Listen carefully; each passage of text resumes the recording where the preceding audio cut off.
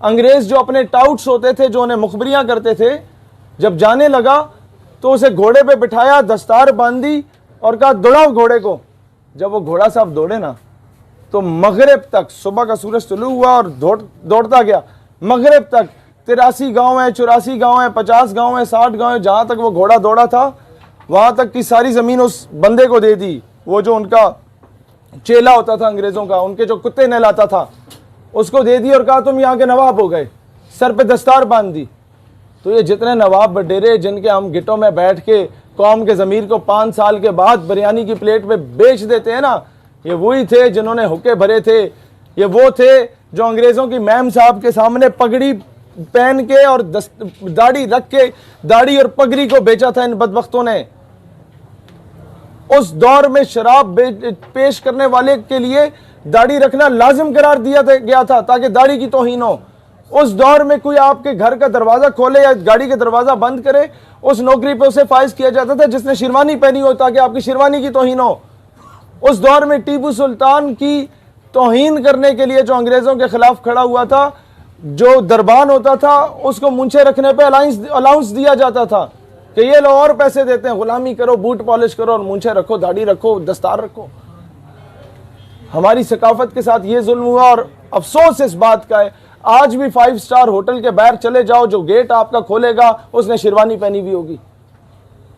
आज भी किसी मेस के बाहर चले जाओ, सरकारी मेस के बाहर चले जाओ, मैं जनरल बाजवा को भी कहता हूं, आप किसी गैरिजन मेस के बाहर चले जाएं तो वो शेरवानी वाला बंदा खड़ा होगा, उसने दस्तार पहनी होगी। भाईजान उसे पहनाए, पैंट कोट टाई लगाएं और उसे खड़ा करें ताकि पता चले पाकिस्तान गुलामी से निकला है। जो आपके स्वीपर हैं उनके लिए लाजिम करें कि यार आपको हम अच्छे ड्रेस देंगे, आपको पैंट कोट देंगे, टाई देंगे। नवाब ऑफ बहावलपुर, एक ही बंदे का पुत्र नवाब मैंने आज तक देखा है उस दौर का। वो गाड़ी थी बड़ी महंगी, बरतानिया में, हाँ बरतानिया में गया तो बड़ी महंगी गाड़ी थी, उन लोगों ने उसे दाखिल नहीं होने दिया। जब उसे अंदाजा हुआ कि मेरे पाकिस्तानी और मेरे साथ ये कुछ हुआ है, उसने वो सारी गाड़ियां मंगवा ली, उसके आगे झाड़ू बांध के ना पूरे बावलपुर में फिराया, उस गाड़ी के रेट ही गिर गए। तो इनको इनकी औकात बताना ज़रूरी है। ये जो आज अरब शेख जो बरतानिया को तस्लीम, अपना इजराइल को तस्लीम करने पे तुले हुए हैं, जो औरत और शराब पे बिक गए थे, ये एक दौर था जब नवाब बावलपुर जब अरब कंट्रीज में उतरता था तो कतार में खड़े होकर ज़कात के पैसे लेते थे, इनसे खैरात मांगा करते थे। ये आज हमें धमकियां देते हैं कि हम तुम्हारे 4 लाख लोगों को वापस भेज देंगे।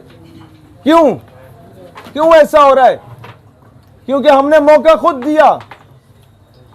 हमने बजाय इसके कि हमारी नंबर 1 आर्मी है, नंबर 1 इंटेलिजेंस एजेंसी है, हम उन्हें कहते कि यार हम प्रोटेक्शन देंगे आप लोगों को, हम इजाज़े मुक़द्दस की हिफाजत करेंगे। उन्होंने सारे ठेके अरामको के और बाकी ठेके अमेरिका को दे दिए। क्यों भाई?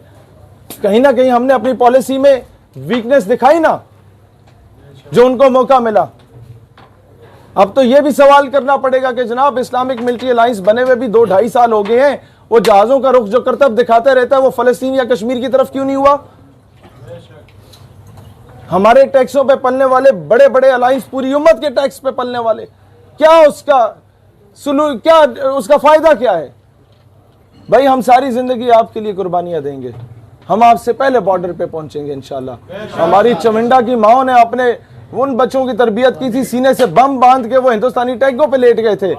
हमारे केपीके की माओ ने जीएसक्यू में 6 सितंबर की तकरीब थी तो वो कहती थी, जब उसे बुलाया गया कि तो बेटा तुम्हारा शहीद हो गया है, आप क्या तासुरात हैं?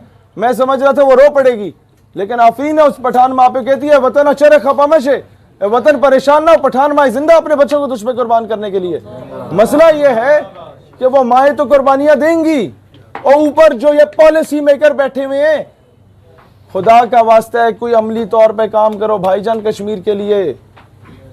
खुदा का वास्ता है, आज वो बहन लिखने पे मजबूर हो गई है कि उमर फारूक रजी अल्लाह ताला अन्हो के, उमर बिन अब्दुल अजीज रहमतुल्लाह अलैह के, हैदर करार शेर खुदा करमल्लाह वजुल करीम के, मोहम्मद बिन कासिम के, तारिक बिन ज़ियाद के वारिस किधर गए भाई जो कश्तियां जला दिया करते थे? वो जवान जो सड़क पे निकलता है दुकान जाने के लिए, उसे हिंदुस्तानी फौजी गिरबान से पकड़ के कहता है आगे तुम्हारे पाकिस्तानी जिनके लिए नारे लगाते थे, जिनके लिए उछलते कूदते थे, क्या जवाब दे वो नौजवान? कब तक वो बोलता रहे बस पाकिस्तान जिंदाबाद, हम आज़ादी लेंगे? भाई आप उसे असला लेके सपोर्ट ना भी करें ना, कम से कम थपकी दे दो। कम से कम अमेरिका को यह बताओ कि भाईजान भगत सिंह अगर फ्रीडम फाइटर है, कमांडर बोसे अगर फ्रीडम फाइटर है, अगर ये ची गुवेरा फिडेल कास्ट्रो अगर फ्रीडम फाइटर है, तो बुरहान वानी भी फ्रीडम फाइटर है भाईजान। फिर ये आपके जो जैश के या लश्कर के या हिज्ब के लोग वहां बगैर तनख्वाहों के शहादतें दे रहे हैं, वो भी फ्रीडम फाइटर है भाईजान। फिर डॉक्टर मनान वानी और अफजल गुरु भी फ्रीडम फाइटर है। ये चीजें क्यों नहीं बताई जाती? उस पे कौम को तकसीम किया जाता है, कहा जाता है नहीं ये तो फलाने मसलक है, या ये पठान है, तो पंजाबी है, इसके बारे से नहीं बोलना। भाई क्यों? जब कोई खत्म नबूवत का काम कर रहा है तो बड़े बड़े उलमा हमें बताओ, क्या जो आज हमें कहते हैं कि जी आप क्यों सारे मकाते पे फिक्र इकट्ठे होकर खत्म नबूवत की बात करते हैं, खुद अकेले क्यों नहीं करते? भाई आप शाह अमन नूरानी से ज्यादा पढ़े लिखे हैं। यही जवाब काफी है कि जब वो सबको लेके चल सकते थे साथ खत्म नबूवत के दिफा के लिए, जब पीर महर अली शाह रहमतुल्लाह अलैह इकट्ठे हो सकते थे सारों को लेके हजूर की नामूस रिसालत के लिए, तो हम कौन होते हैं किसी को रोकने के? हम कौन होते हैं? हम क्यों नहीं जिहाद के लिए किरदार अदा कर रहे? हम क्यों नहीं अपने मुल्क के स्टेक होल्डर्स को फोर्स कर रहे कि भाईजान अब प्रैक्टिकल फील्ड में निकलने का वक्त है, गर्मी आ चुकी है, बर्फ पिघल चुकी है, अब जाओ ना वहां पे।